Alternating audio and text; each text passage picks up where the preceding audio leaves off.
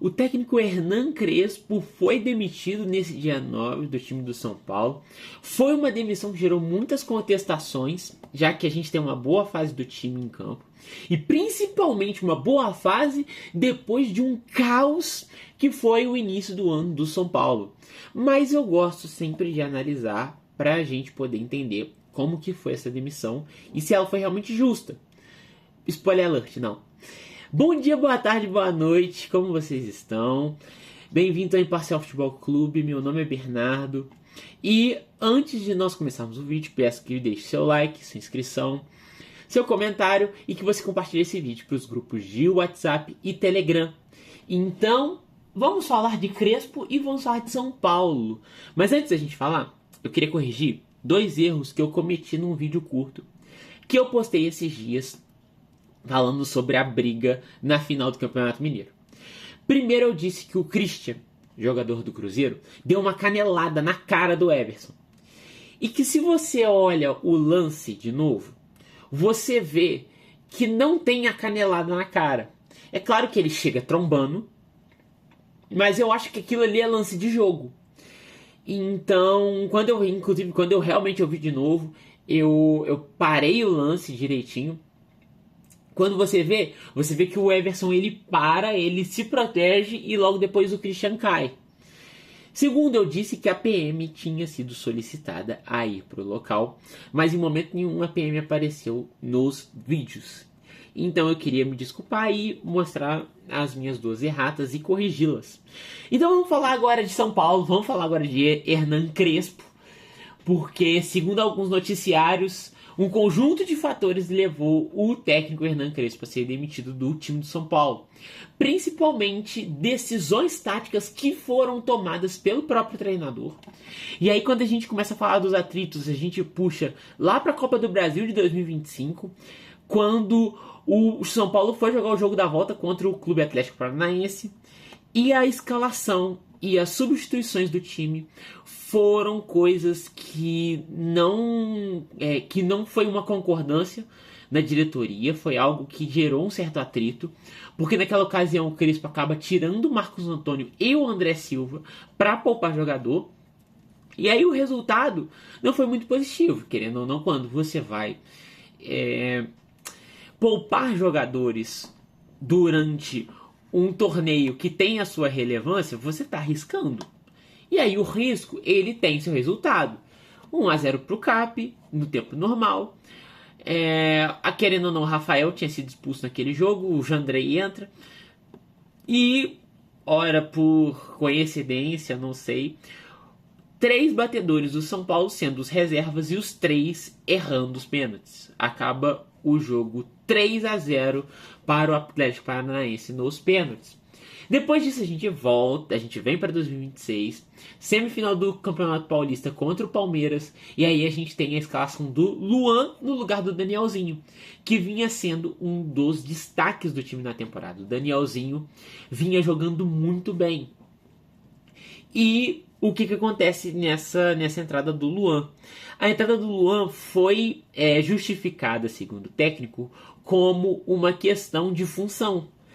O Luan tinha uma função que eles queriam e que acabou que durante o jogo eles perceberam que não daria certo e eles trocaram para o Danielzinho. Eles colocaram o Danielzinho no jogo. E além disso, eu ouvi algumas pessoas falando que é por questão de mística, porque o Luan já havia feito um gol em um outro Campeonato Paulista e aí ele levou o jogo pro lúdico. Quando você leva o jogo pro lúdico, você está arriscando as regras do lúdico. O lúdico, ele é um risco. E, querendo ou não, no risco do lúdico, o Crespo acabou perdendo.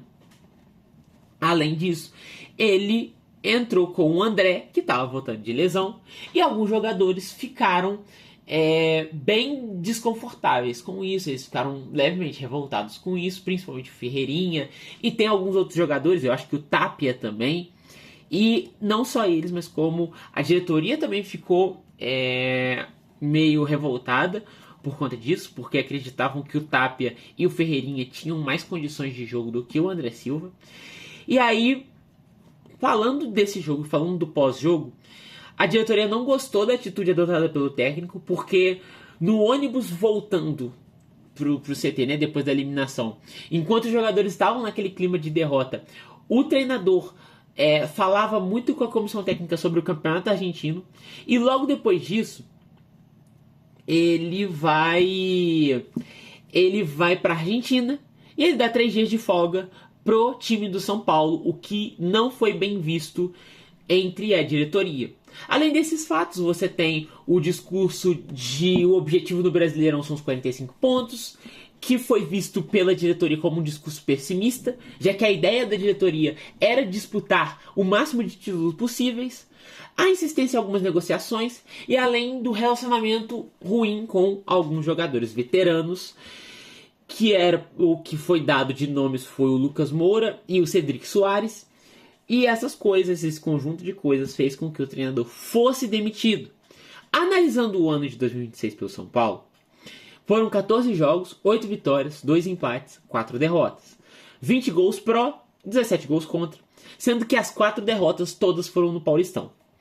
O time teve derrotas consideráveis? Sim, porque você tem uma derrota ali para a Portuguesa, você tem ali umas 2 derrotas para o Palmeiras, alguns jogos o time estava abaixo, mas se você for parar para analisar e pensar que o início da temporada do São Paulo era caos e desespero e renúncia de presidente e Monjaro e quase rebaixamento, uma expectativa de luta pelo rebaixamento no Paulista, a gente pode dizer que a temporada do São Paulo tá uma bela de uma reconstrução. A reconstrução do time do São Paulo tava melhor do que as expectativas. Então, se você analisa os resultados e até o jogo jogado, cara, você não entende por que eles vão demitir o Crespo.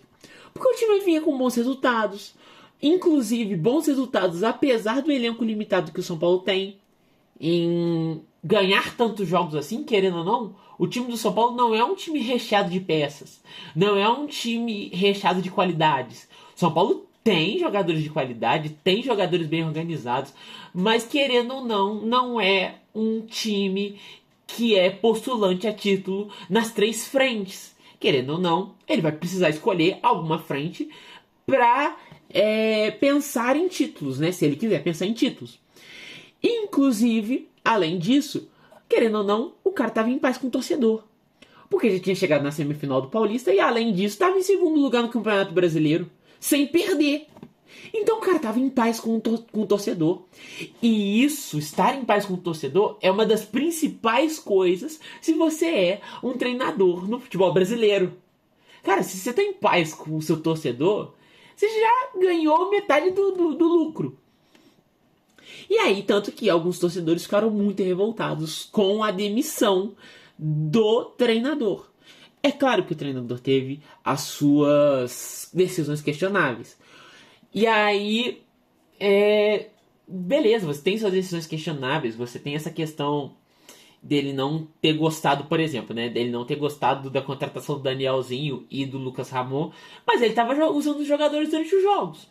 Ah, você tem questões com jogadores mais velhos. Beleza, mas eram, coincidentemente ou não, eram jogadores que não estavam sendo usados. E é claro que um jogador que ele quer jogar e que ele não está sendo utilizado, ele vai ficar revoltado. Ele não vai ficar satisfeito, né? Se o cara quer jogar, ele vai ficar incomodado de não jogar. E além disso, beleza, decisões questionáveis, mas eu acho que nada justifica tanto a decisão de demitir o Crespo. Porque o São Paulo estava numa boa fase, cara. Não sei se esse relacionamento ruim com o elenco era realmente tão ruim assim. A gente não consegue entender, mas o fato é, o São Paulo não estava jogando mal e o São Paulo estava ganhando jogos. Então isso não faz sentido você demitir assim do nada. E aí, beleza. Nome para substituir o Crespo. A gente tem algumas alternativas. Felipe Luiz foi contactado, mas ele não aceitou. E algumas pessoas falaram em Fernando Diniz, mas eu não gostei da ideia. Muito pelo psicológico que às vezes o Diniz traz para os seus elencos. E que isso, numa situação que o São Paulo tá, pode piorar a situação. E aí o nome que foi posto como favorito é Roger Machado. Roger Machado é um bom treinador? Eu acho que é.